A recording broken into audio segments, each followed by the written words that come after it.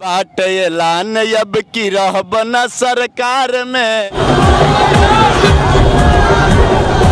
से पहले 14 से पहले हिंदू के अगर छाती पे कोई वार करने आया तो मुसलमान आगे हुआ। के लिए, विकास के लिए राहुल गांधी वोटर अधिकार यात्रा निकाल चुके हैं। चुनाव आयोग और बीजेपी निशाने पर है। महाराष्ट्र चुनाव में धांधली को लेकर लगातार तीखे सवाल किए जा रहे हैं। इसी बीच तमाम सर्वे एजेंसियों का डाटा भी सामने आ चुका है। राहुल गांधी की वोटर अधिकार यात्रा का आज चौथा दिन था। बिहार के नवादा से यह यात्रा शुरू हुई और जब से यह यात्रा शुरू हुई लोगों का ऐसा सैलाब देखने को मिला कि आप लोग देखते ही रह जाएंगे, सोचेंगे आखिर इतने सारे लोग यहाँ पर करने क्या आए हैं। असल में इतने सारे लोग यहाँ पर राहुल गांधी को सुनने आए हैं चुनाव आयोग की वोट चोरी के मामले में राहुल गांधी किस तरह से चुनाव आयोग को एक्सपोज कर रहे हैं। मगर एक बात समझ लो, एक दिन ऐसा आएगा जब यहां पे बिहार में और दिल्ली में इंडिया गठबंधन की सरकार होगी।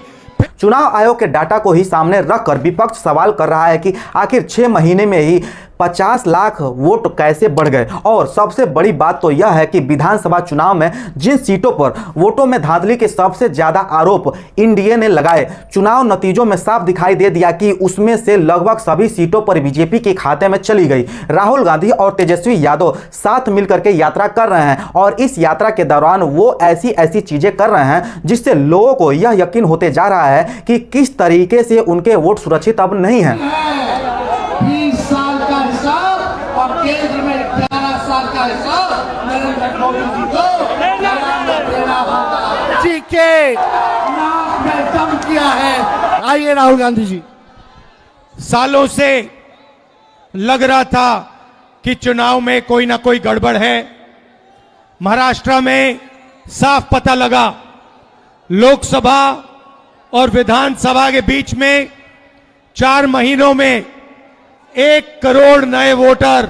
राहुल गांधी ऐसे ऐसे लोगों से मिल रहे हैं जिनको मृत बता के उनका वोटर लिस्ट से नाम ही काट दिया गया है और पोलिंग एजेंट रहा। तो यह तो यात्रा है। राहुल गांधी अब जन जन तक यह बात पहुंचाने में कामयाब हो रहे हैं कि चुनाव आयोग वोटों की चोरी करता है और वोटों की चोरी करके भाजपा को चुनाव जिताता है। चुनाव आयोग तो हड़बड़ी में प्रेस कॉन्फ्रेंस कर डाली, सबको लगा कि सवालों का जवाब मिलेगा, लेकिन ऐसे बकवास सवाल दिए जिसने इस बात पर यकीन दिला दिया कि वाकई में चुनाव आयोग सत्ता का गुलाम है।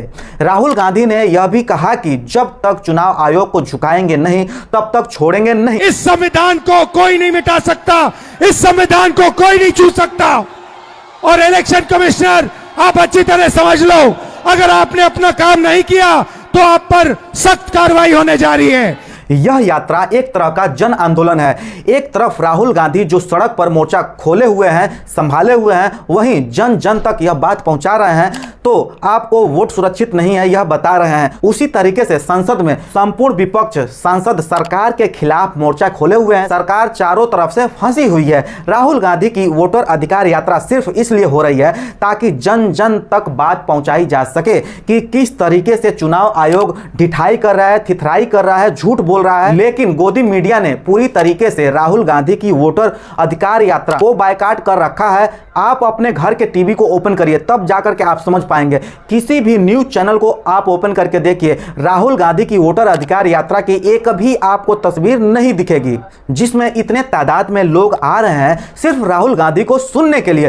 पिछले रात को भयानक बारिश हो रही थी, आंधियां चल रही थी, लेकिन लोग वहां से टस से मस नहीं हुए क्योंकि लोग राहुल गांधी को सुनने के लिए खड़े हुए थे। लेकिन गोदी मीडिया में आपको यह तस्वीर देखने को नहीं मिलेगी क्योंकि दिखाई ही नहीं जाएगी, क्योंकि वह नहीं चाहते हैं कि राहुल गांधी जो मैसेज लोगों तक कन्विंस करना चाहते हैं, बताना चाहते हैं, और उनकी यात्रा में आ रही इतनी सारी भीड़, इतने सारे लोग राहुल गांधी पर विश्वास करके उनकी यात्रा में शामिल हो रहे हैं, ये वो चीज नहीं दिखाना चाहते हैं। गोदी मीडिया चाहती ही नहीं